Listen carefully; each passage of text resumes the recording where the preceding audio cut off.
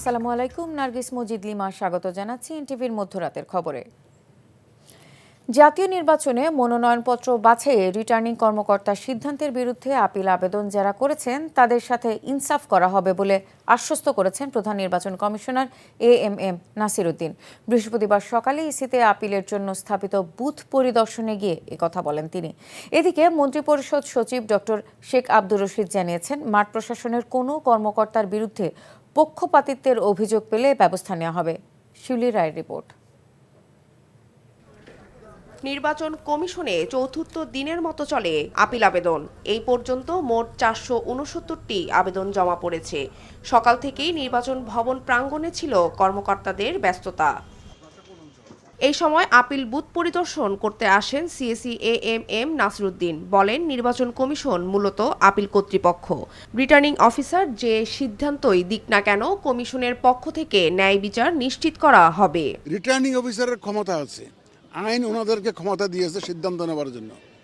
তো ওনাদের সিদ্ধান্ত ওনারা দিয়েছেন, এবং যারা আপিলই যখন আমাদের কাছে আসবে, আমরা আমাদের আইন অনুযায়ী যা করার আমরা কমিশন থেকে সিদ্ধান্ত দেব, এবং একদম সম্পূর্ণ রকমভাবে ন্যায় বিচার আমরা করার সর্বোত্তম চেষ্টা আমরা করবো, এবং ন্যায় বিচারই হবে ইনশাল্লাহ আমাদের এখান থেকে। এনসিপি, জামাত এবং ইসলামী আন্দোলন আপনার সঙ্গে মিটিং করেছে গত 2 দিনে। তারা আপনাদের কাছে বলে গেছে যে আরেকটি পাতানো নির্বাচন হলে রাজপথে নামবে। স্যার, আপনি কি মনে করছেন স্যার? কোনো পাতানো নির্বাচন হবে না, রাজপথে নামারও দরকার হবে না।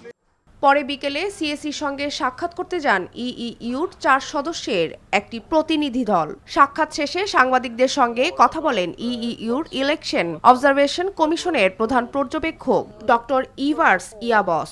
Bangladesh is really a very important partner for the European Union, but now we have just started with our mission. We have a team this opportunity to observe your electoral process for Bangladesh as a vibrant democracy. এর আগে দুপুরে সচিবালয়ে সাংবাদিকদের সঙ্গে কথা বলেন মন্ত্রী পরিষদ সচিব ডক্টর শেখ আব্দুর রশিদ।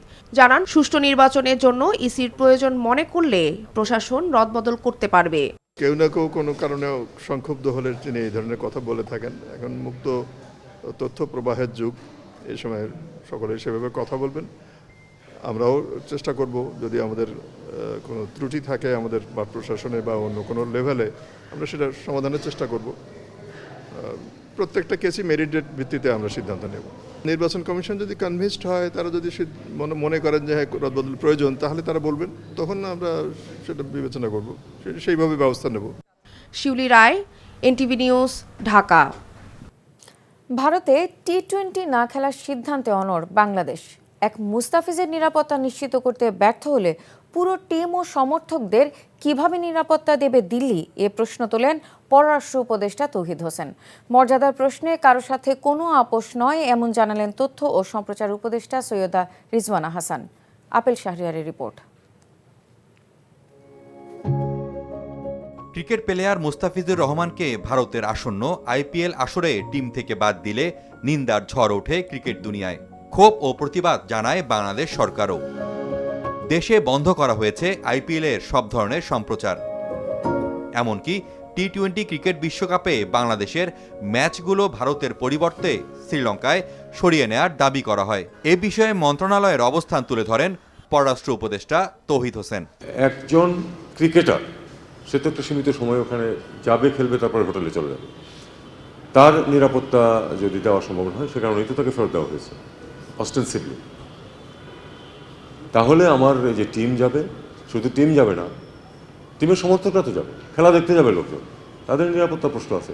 আমরা কি করে বিশ্বাস করবো যে তারা নিরাপদ থাকবে? আমাদের স্বার্থ যেখানে আছে, যদি থাকে, সেখানে আমরা তো কিছু নষ্ট করতে যাবো না। এখানে আমাদের স্বার্থ আছে হচ্ছে না যাওয়াতে, কারণ এখানে আমাদের লোকদের নিরাপত্তার প্রশ্ন জড়িত। এ সময় ভিসা বন্ডের বিষয়ে যুক্তরাষ্ট্রের সঙ্গে আলোচনা করা হবে বলে জানান তিনি। আমেরিকা যে সিদ্ধান্ত নিয়েছে সেটা শুধু বাংলাদেশের বিষয় না, অনেকগুলি দেশের মধ্যে বাংলাদেশও আছে। কোন দেশগুলি আছে? যাদের ইমিগ্রেশন নিয়ে প্রবলেম আছে, তারা যদি কিছু দেশের উপর এরকম নিষেধাজ্ঞা আরোপ করে, সেটা ওদের বাংলাদেশ থাকবে, এটা আমার কাছে খুব অস্বাভাবিক মনে হচ্ছে। অবশ্যই দুঃখজনক, অবশ্যই কষ্টকর আমাদের জন্য, কিন্তু এটা অস্বাভাবিক না। ক্রিকেট ইস্যুতে দুই দেশের মধ্যে বিদ্যমান সার্বিক সম্পর্কে কোনো প্রভাব পড়বে না বলে জানিয়েছেন তথ্য ও সম্প্রচার উপদেষ্টা সৈয়দা রিজওয়ানা হাসান। রেসপন্স করার প্রয়োজন দেখা দেয় তার অর্থ এই না যে অন্য সকল জায়গায় আমরা একই রকম অ্যাটিটিউডে থাকবো। তো ভারতের সাথে যেখানে আমাদের মনে হয় যে আমাদের নিজের দেশের মর্যাদার স্বার্থে, নিজের নাগরিকদের নিরাপত্তার স্বার্থে, বাংলাদেশকে তার পররাষ্ট্রনীতির যে একটা মূল মন্ত্র আছে, একই সাথে একটা গাম্ভীর্য আছে, এটা বিশ্ব দরবারে তুলে ধরা দরকার, সেক্ষেত্রে আমরা অবশ্যই প্রতিক্রিয়া দেব। Apel Shahriar, NTV news, Dhaka. দেশের বাজারে আরও এক দফায় স্বর্ণের দাম কমিয়েছে বাংলাদেশ জুয়েলার্স অ্যাসোসিয়েশন বাজুস। ভরিতে 1050 টাকা কমিয়ে 22 ক্যারেটের প্রতি ভরি স্বর্ণের নতুন দাম নির্ধারণ করা হয়েছে 2,26,806 টাকা। বৃহস্পতিবার রাতে বাজুসের এক বিজ্ঞপ্তিতে দাম কমানোর বিষয়টি জানানো হয়েছে। শুক্রবার থেকেই নতুন দাম কার্যকর হবে। নতুন দাম অনুযায়ী দেশের বাজারে প্রতি ভরি 22 ক্যারেটের স্বর্ণের দাম 2,26,806 টাকা। পাশাপাশি 21 ক্যারেটের প্রতি ভরি 2,16,484 টাকা, 18 ক্যারেটের প্রতি ভরি 1,85,574 টাকা এবং সনাতন পদ্ধতির প্রতি ভরি স্বর্ণের দাম নির্ধারণ করা হয়েছে 1,54,665 টাকা। সব মিলিয়ে নতুন বছরে মোট 3 দফায় দেশের বাজারে স্বর্ণের দাম সমন্বয় করল বাজুস। এর মধ্যে এক দফায় বাড়ানো হলেও 2 দফায় কমেছে স্বর্ণের দাম।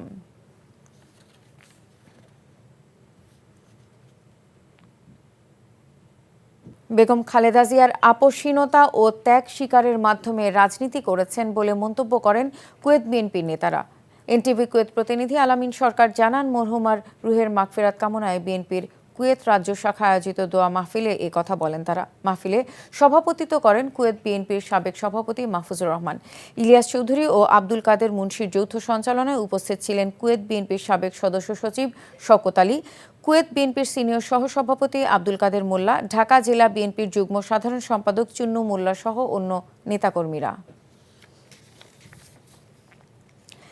বেগম খালেদা জিয়ার রুহের মাগফিরাত কামনায় দোয়া মাহফিলের আয়োজন করেন মক্কা বিএনপির সমর্থক গোষ্ঠী। মক্কা প্রতিনিধি কামাল পারভেজ অভি জানান, মক্কা বিএনপির সভাপতি আবুল কালাম আজাদের সভাপতিত্বে ও আবুল হোসাইন অনিকের পরিচালনায় মাহফিলে প্রধান অতিথি ছিলেন মক্কা বিএনপির উপদেষ্টা ইয়াকুব আলী। বিশেষ অতিথি ছিলেন মক্কা বিএনপির সাধারণ সম্পাদক ইঞ্জিনিয়ার তাজুল ইসলাম, মক্কা যুবদলের সভাপতি সাইদুর রহমান সোহাগ, শাহাদাত হাসান সহ সংগঠনের নেতৃবৃন্দ। নিজ নামে ব্যবসার সুযোগে সৌদি আরবে বাড়ছে বাংলাদেশি উদ্যোক্তার সংখ্যা।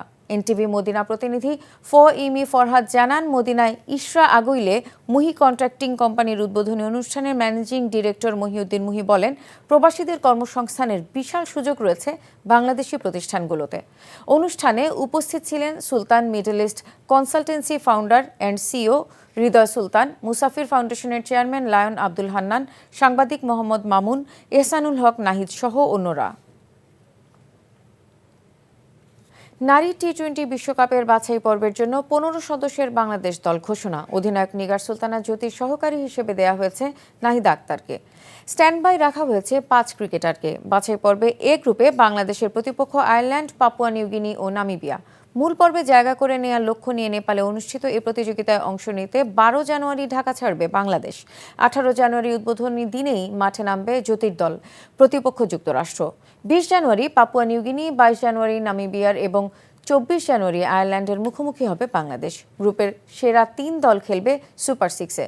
সেমিফাইনালের 4 দল জায়গা করে নেবে চলতি বছরের বিশ্বকাপে।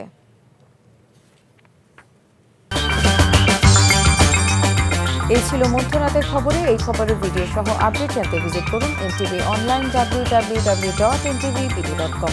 এছাড়াও এনটিভির জনপ্রিয় সব অনুষ্ঠান ও খবরের আপডেট জানতে ভিজিট করুন আমাদের ইউটিউব ও ভেরিফাইড ফেসবুক পেজে। ধন্যবাদ সবাইকে।